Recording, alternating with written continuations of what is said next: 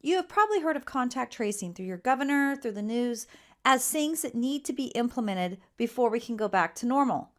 But what is contact tracing? Let me share it with you, and you're going to be freaked out by the end of this video.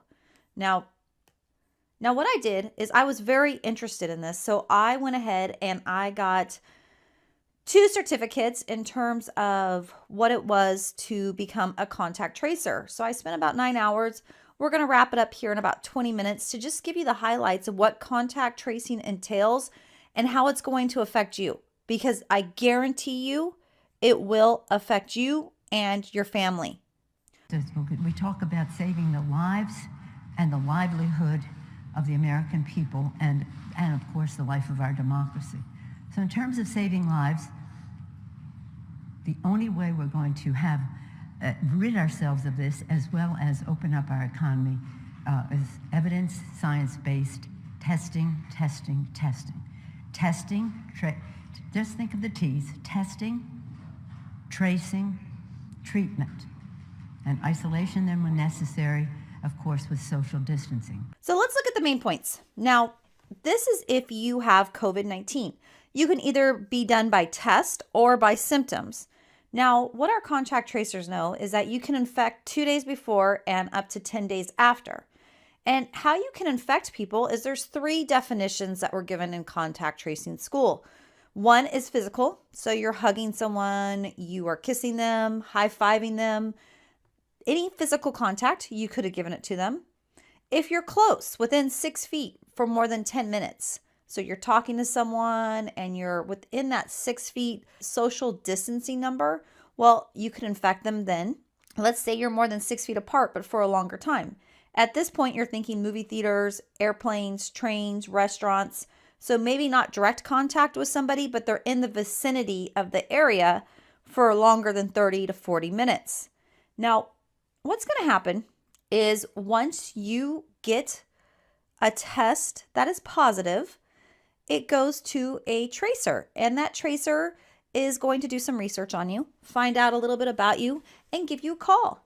Now, they're going to tell you that you tested positive and that you need to be isolated for a minimum of 10 days on the onset, and it has to be within no fever for 3 days. So if you're on day 9 but you still have a fever, you need to add another 3 days until your fever is cleared. And by isolation, I mean total isolation. This is nobody near you. Even your dog can't be there. So you can see here that specifically with a person that is symptomatic, they should maintain separation from household animals as they would any other household members and avoid direct contact with any of your pets. So you cannot contact your pets, people, anybody in your family. You need to be completely isolated. Now, what that means is you could have to go into a hotel room. If you have no way of not sharing a bathroom or any space, they will check that out. So you'll have to show like video evidence if the conference is done via teleconference, walk them around your house, let them know that you have space to be isolated. Now, the next is quarantine. Quarantine means I am healthy, I have no symptoms, I have not contracted the disease, but maybe for 14 days, they're going to check to make sure that I haven't. So that means, again, that I cannot leave my house. And as a contact tracer, I'm supposed to set you up with social services. So if you have kids and you have no one to care for them, we'll take your kids, we'll take care of that. If you need groceries, we'll do groceries, but you literally cannot be in contact with anybody and you cannot leave your house. Even if you're healthy, you are still quarantined not to be leaving the house. Unfortunately, you could be totally healthy, get out of quarantine, and guess what? Be at a restaurant, someone else in the vicinity has it, be quarantined again. Now, I'm not sure what happened with all the other states, but what we did in California is we passed a workman's comp law that's in effect to the end of July. That workman's comp is going to take care of all of that for any employee, no matter where you contact it. The employers are going to be held responsible. I'm not sure what that is in all the other states, but it's something that passed here just recently, and who knows if that will get extended. Okay, so isolation and quarantine, basically means the same thing, except quarantine is a little bit longer, right? So you're sick, you only have 10 more days. If you're quarantined, 14 days. What does this look like in normal time? Okay, so they're going to want to know, as a contact tracer, I call you up, I tell you you become positive. We've looked at your house, do a video conference so you can show me that you have a place to isolate. And then I'm going to ask you, who did you come in contact with? And I'm going to tell you, if you tell me, oh, I don't know, I'm going to tell you to look at your phone and we can do it together and look at your social media and we'll figure out where you have been. And you need to make sure you know your movies, flight numbers, and anything with large venues. Now, some of the places, what they've already instituted now, are you have to put your contact information when you go to a restaurant, you go to a hair salon, any of those things, because that way they can track you.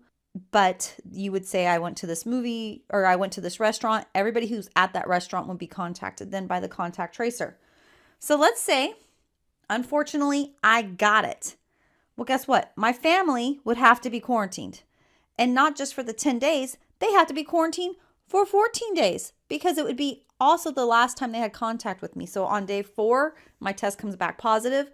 Now they have 14 days from day 4, the last day that they had contact with me. And they have to be completely isolated from me. Let's say I was on a train. We were all sitting on the same cabin because I was getting to work. And there was 10, 15 people on that train. All of them would need to be quarantined. I had gone to work.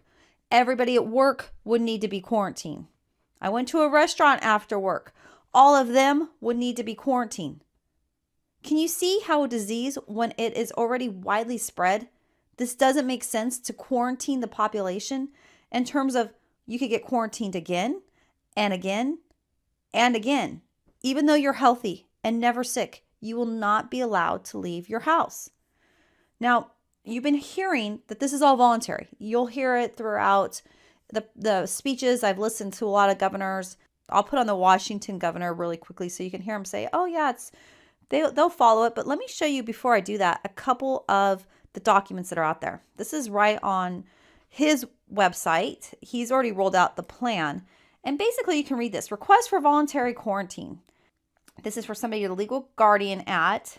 It tells you to go and remain at the address by the date and time. And then I love this. It is very important that you comply with this request for voluntary quarantine. Remember, I'm not sick. Nobody's sick. Your health and the health of others depend on it.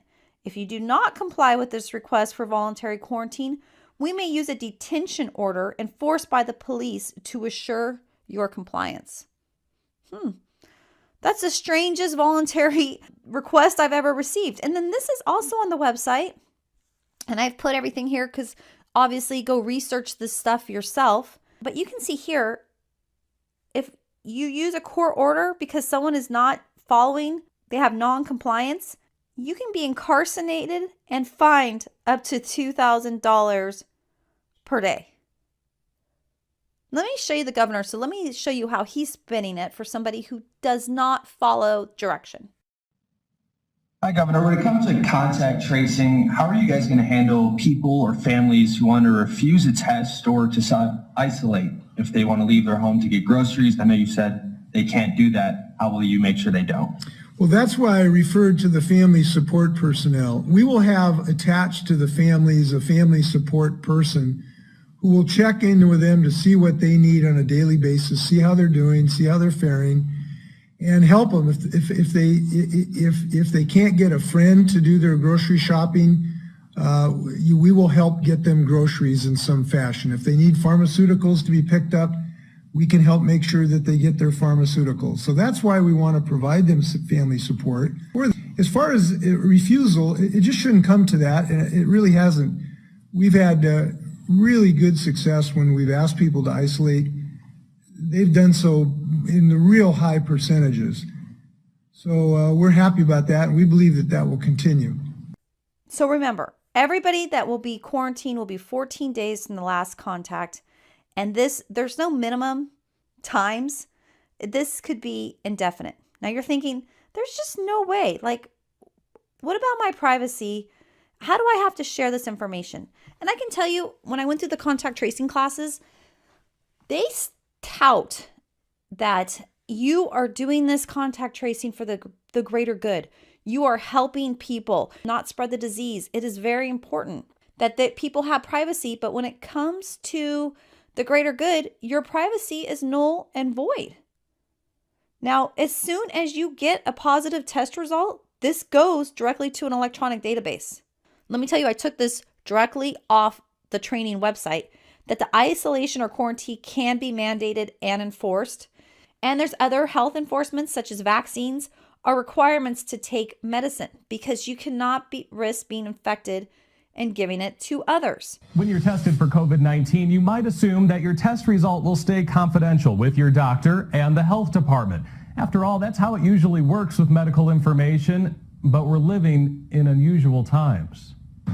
The Associated Press has revealed that across America, there's widespread sharing of medical information between health officials and law enforcement. Denver is doing it, so's El Paso County. It is law enforcement specific information that is only in our computer-aided dispatch. Jacqueline Kirby is with the El Paso County Sheriff's Office. She says addresses are flagged identifying homes of people who have tested positive for COVID-19. We get sensitive information all the time. We have cautions on addresses for a myriad of reasons, and this is just an additional layer of protection for our deputies.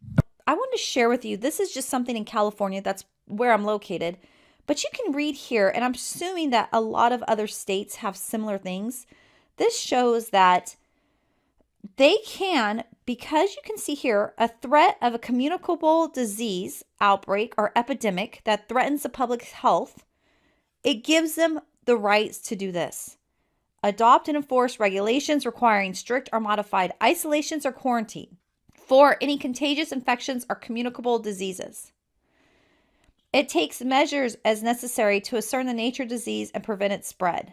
It can take control of the body of any living person or the corpse of any deceased. It can quarantine, isolate, inspect, and disinfect persons, animal, houses, rooms, and other property.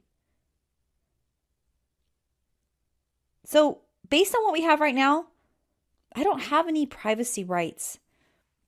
You can see here, this is just New Jersey. I just wanted to throw this out there because other states have laws. This was enacted in 2005.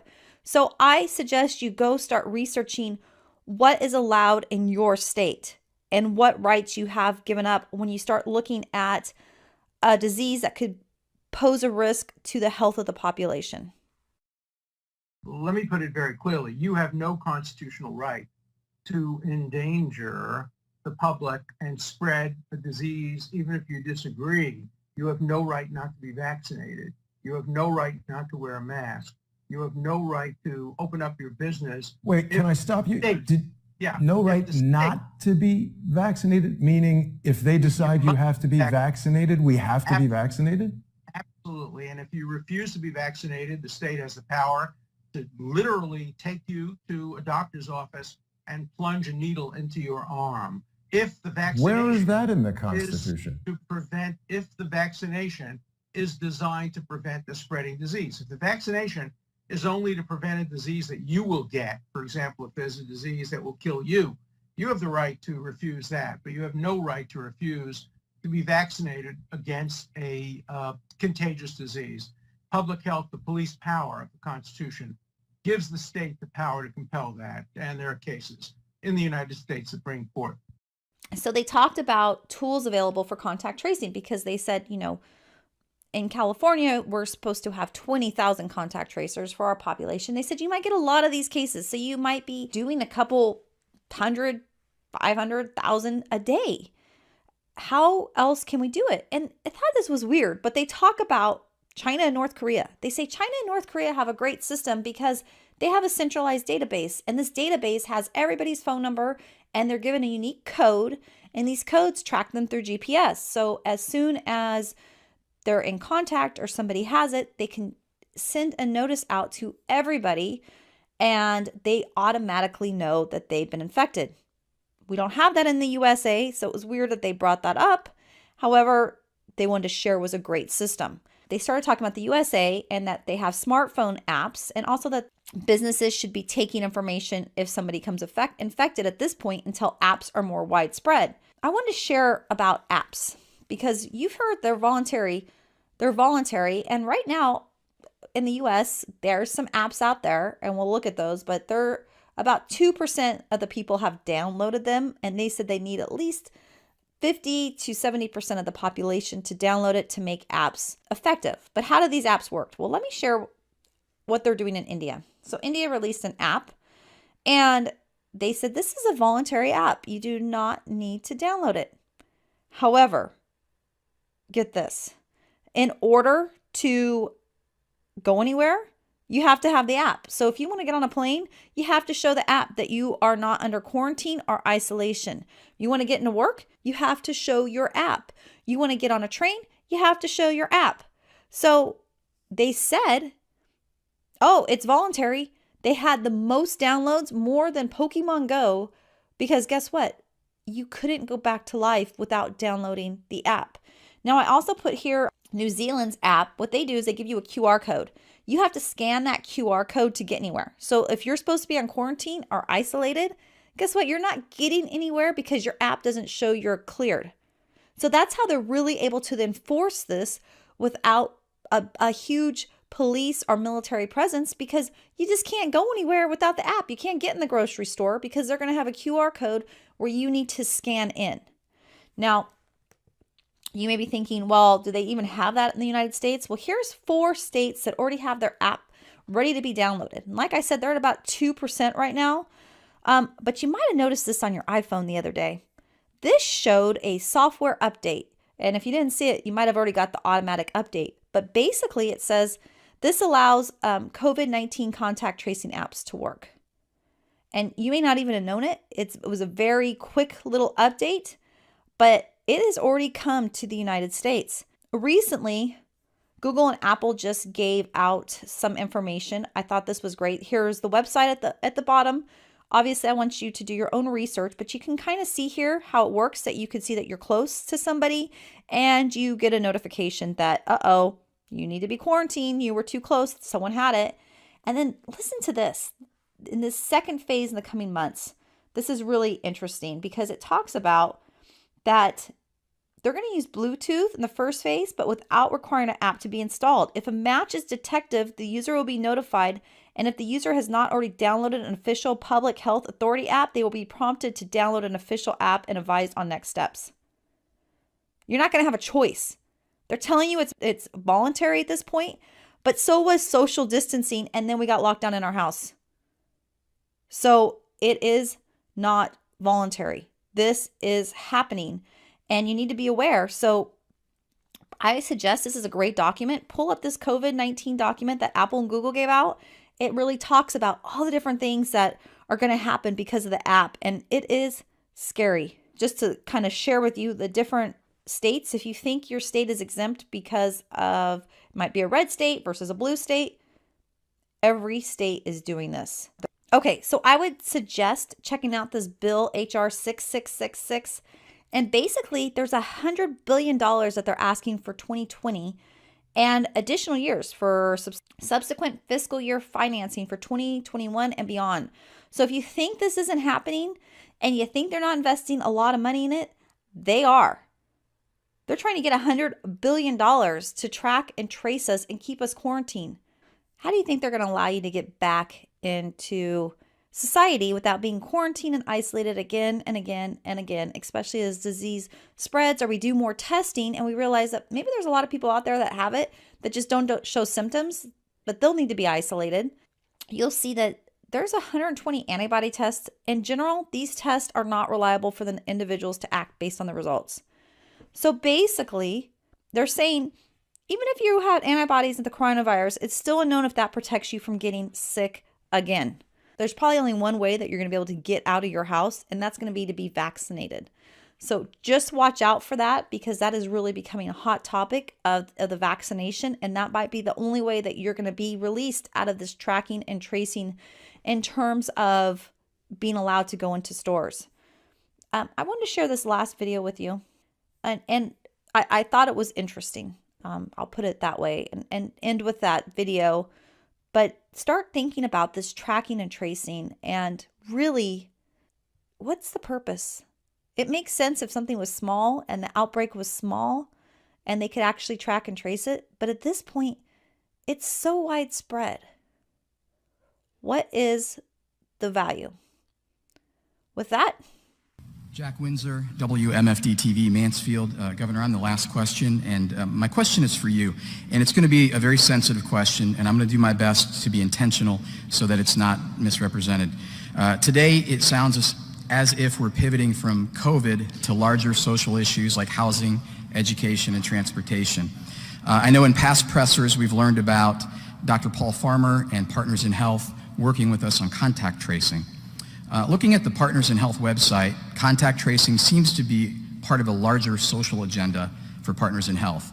The site states a vision to rectify, quote, structural violence of capitalism, which the organization sees as the root cause of things such as racism, gender inequality, xenophobia, and homophobia. Now, I'm not questioning the injustice of those things, Governor, so let me be very clear about that. What my question is, can you tell us why you chose to partner with an organization that demonizes capitalism and seems to be rooted in liberation theology based on Marxist ideals? Well, I've never always agreed with Paul Farmer, who started it, and many of his ideas. But he and the organization have had an ability to deliver health services. My wife Fran and I are very familiar with this in Haiti. We've seen what he has done in Haiti. We've visited Haiti over 20 times, and so that's just something that we do in our private lives. And so, the Partners with Health, you don't have to accept the ideology of Paul or anybody else. But what I'm interested in is getting things done. And they're not the ones who are doing it on the ground. The people who are going to be doing it on the ground are Ohioans. But they serve as a consultant. They have done this type of work not only in the United States but around the world. They're pretty darn good at it. And so I'm going to take help from wherever I can get help and wherever I find expertise. I don't have to agree with everyone's ideology or what they think about everything in the world, and to accept that, to be able to use their help. We're in a war. We're in a battle. We're going to put the best people we can on the field. The best people are the Ohioans, but we're going to get some help from this group because they've done some of these things before.